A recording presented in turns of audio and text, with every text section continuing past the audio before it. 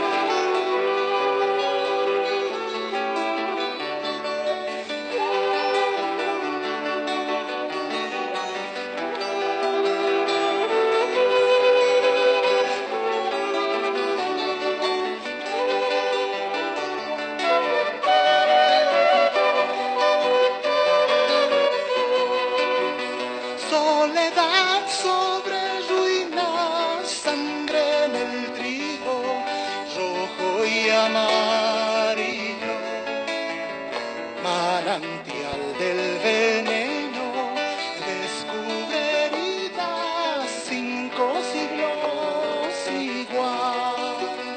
Libertad sin galope, banderas rotas, soberbia y mentiras, medallas de oro y plata, contra esperanza, 5 siglos igual. Esta parte de la tierra la historia se cayó, como se caen las piedras, aún las que tocan el cielo, o están cerca del sol, o están cerca del sol.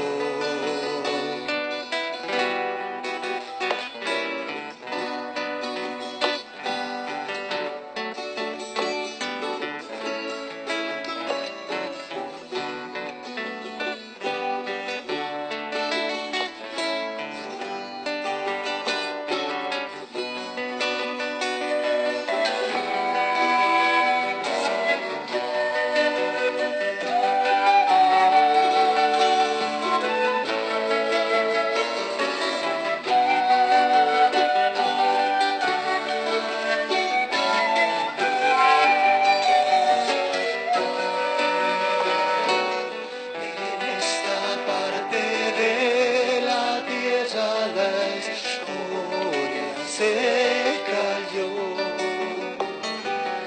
como se caen las piedras, aún las que tocan el cielo, o están cerca del sol.